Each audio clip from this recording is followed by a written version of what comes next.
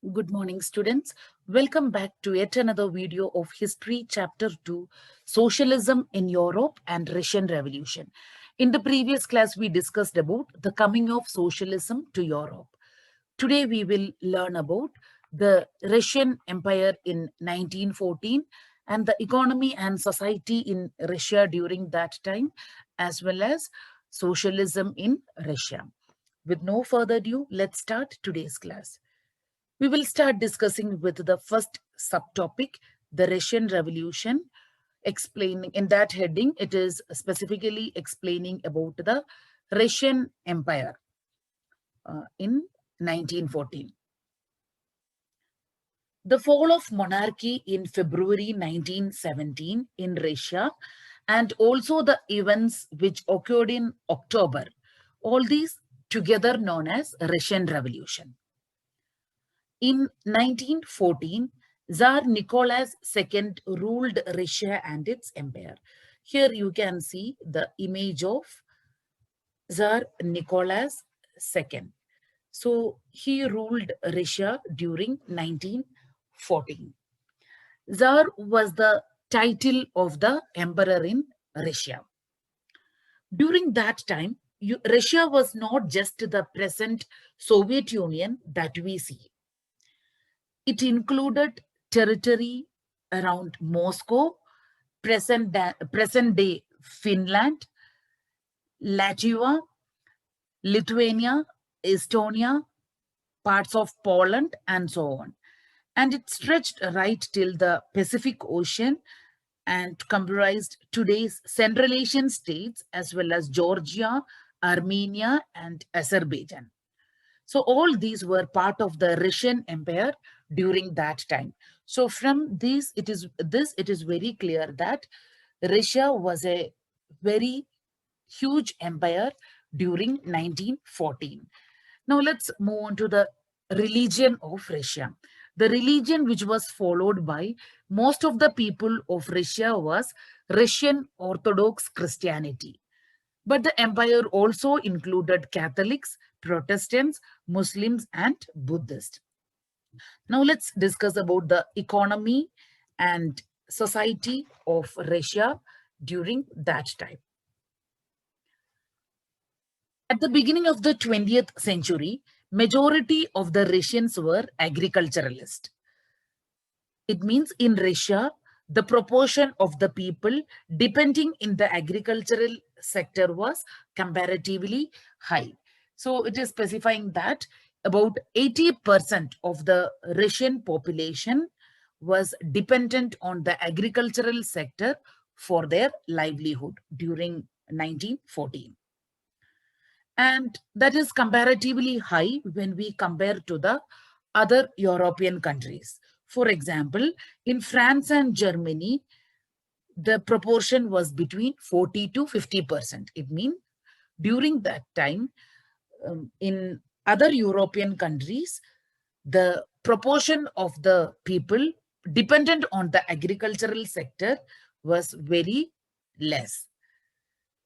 So, as I said, in the Russian Empire, the majority of the people was dependent on the agricultural sector.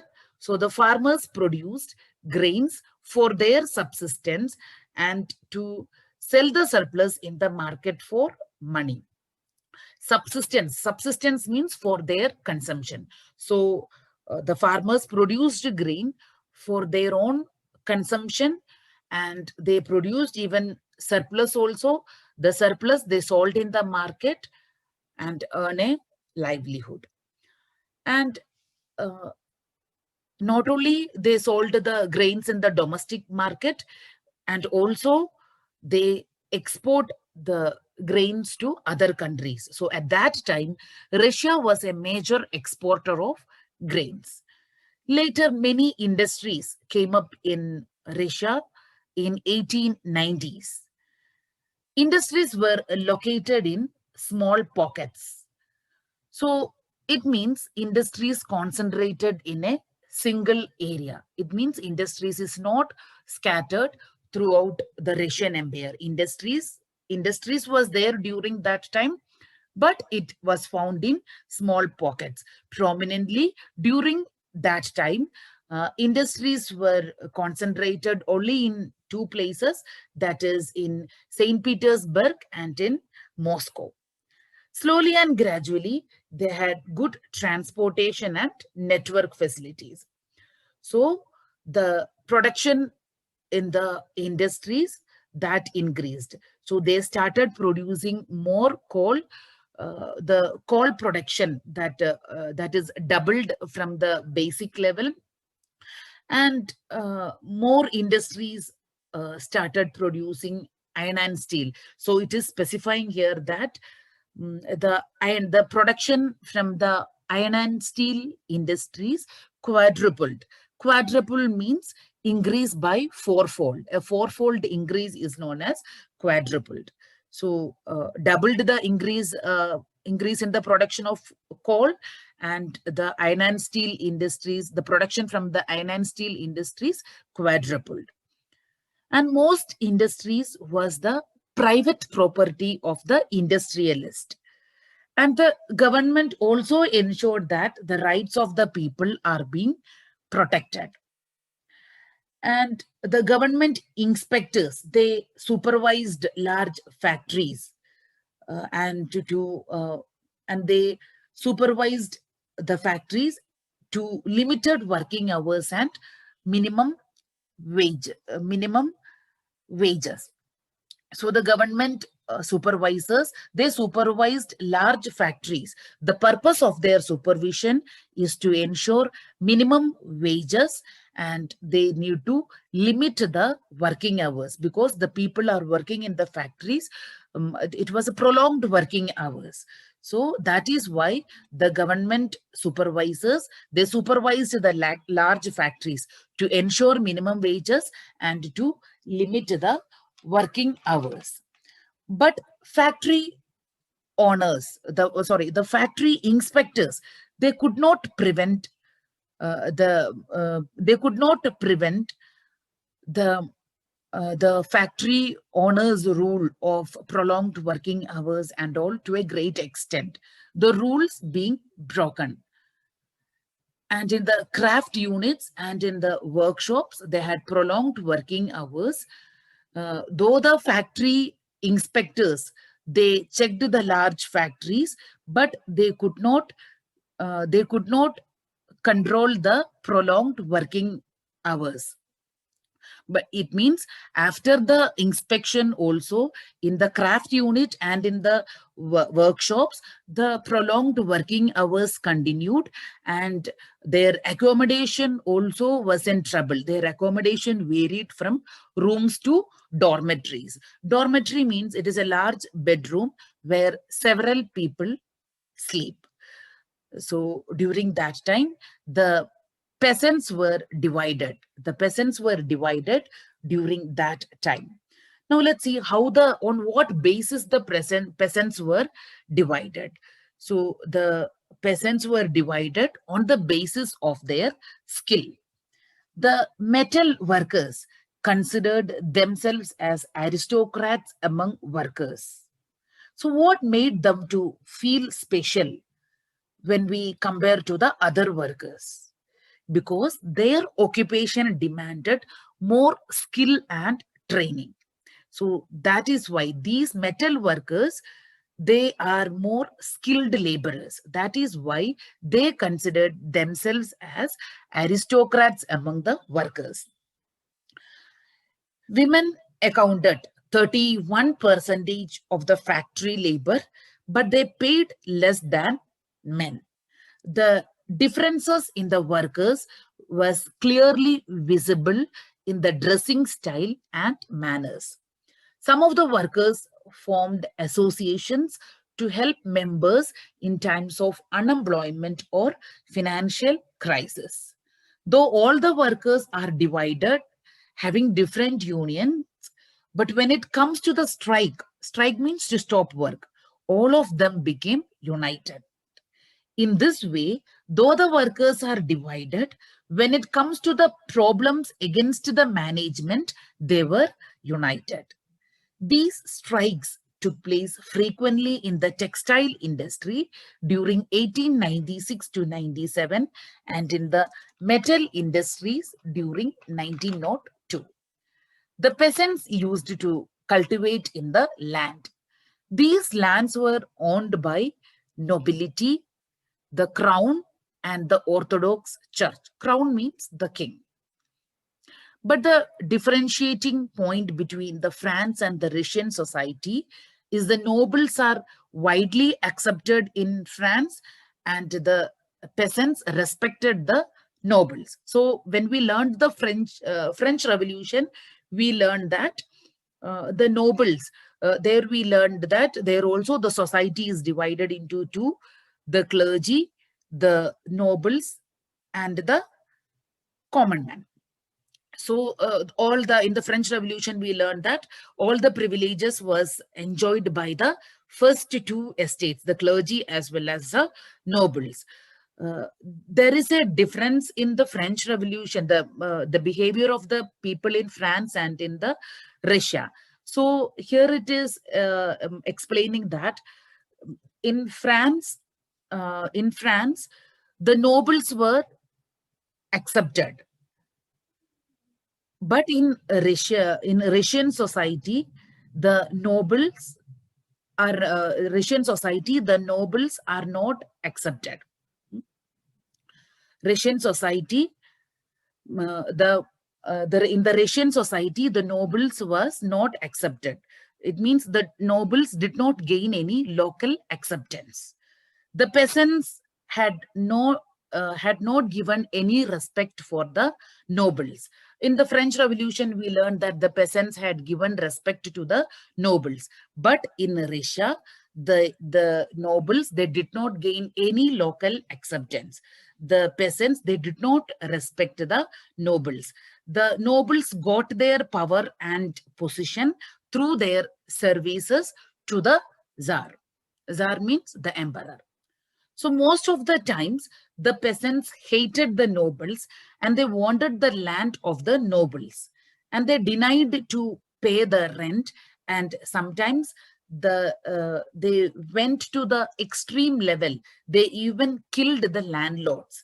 So these kinds of incidents were quite common in Russia from 1902 to 1905.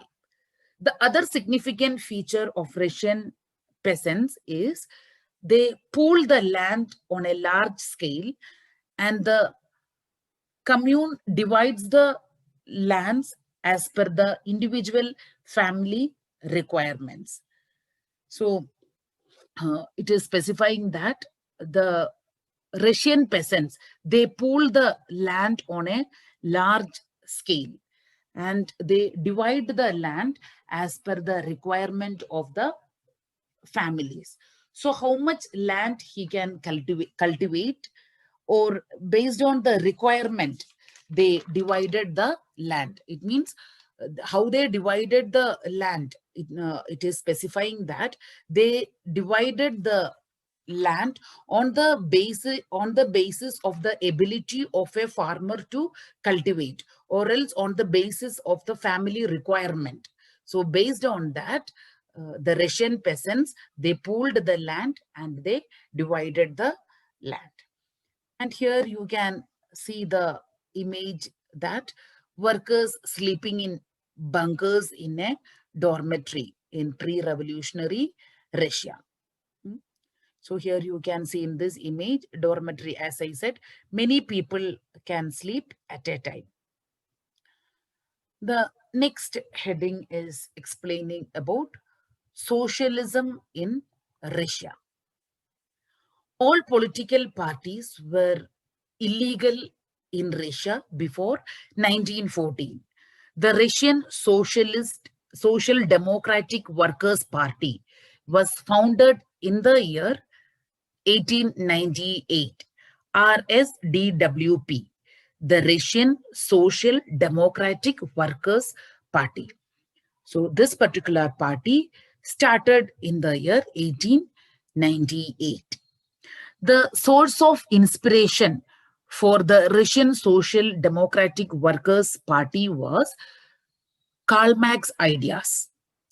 The RS, RSDWP enlisted support by setting up a newspaper, mobilizing workers and organizing strikes.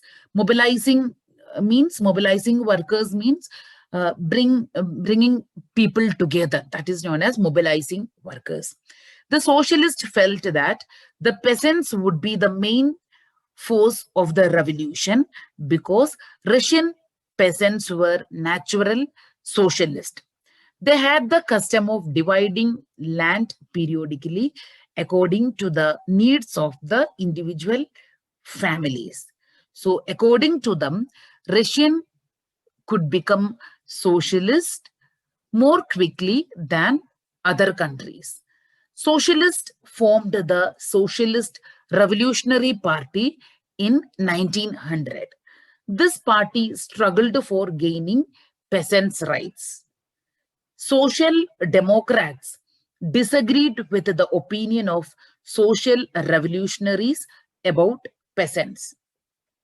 Lenin felt peasants were not a united group.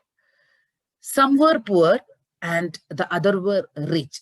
And some worked as laborers, and while others were capitalists who employed workers. So, according to Lenin, he felt that the peasants were not a united group because the peasants in Russia during that time, like few were rich and few were poor people and few were worked as laborers and few of them have money. They were the capitalists and they employed the workers. So later the RSDWP, that is the Russian Socialist Democratic Workers Party, that particular party split or else it divided over the question of organization. So the RSDWP party split later over the question of organization. So these two groups, this one single party divided into two, it split into two, that is the Mensheviks and the Bolsheviks. So now let's analyze what is the difference between Mensheviks and the Bolsheviks. The Mensheviks was a minority group under the leadership of Alexander Kerensky, and Bolsheviks was a majority group whose leader was Vladimir Lenin. So the two party leaders' name we need to remember. I will repeat once more, the Mensheviks, it was a minority group, and it was Mensheviks were under the leadership of Alexander Kerensky, and Bolsheviks was a majority party, and their leader was Vladimir Lenin. Now let's understand the difference between the two parties. The ideologies or else the policies of these parties are different. Now let's analyze that. Starting with Mensheviks. The Mensheviks represented, as I said, a minority group under the leadership of Alexander Kerensky. And this Menshevik group, they believed in gradual change and establishment of a parliamentary form of government, like that of France and Britain. And the Mensheviks, they wanted to transform the society through education and reform among the workers. And this party was liberal and was open to all and wanted to work within the system. On the other side, the Bolsheviks were under the leadership of Lenin, and they constituted a majority of the socialists. According to Lenin, or else according to the Bolshevik party, the party should be controlled. In the Menshevik group, we learned that in that party, that party was not controlled. It was open to all. But here, the Bolshevik party, under the leadership of Lenin, he want the party should be controlled. It means the membership was not open to all. They wanted to work for revolution. And the Bolshevik party, they favored a disciplined party to control the members and the quality of its members. And they wanted to make the party as an instrument for bringing about revolution in the country. They wanted to transform Russian society through force if necessary. So, according to the Bolsheviks or else Lenin, like they want to transform Russian society through force if necessary. But in Mensheviks, we learned that Alexander Kerensky, he wanted a change, but he wanted only a gradual change. So that's all about the difference between the Mensheviks and the Bolsheviks. So by this, we concluded the third part of history, chapter 3, Socialism in Europe and the Russian Revolution. Thank you, students. Have a good day ahead.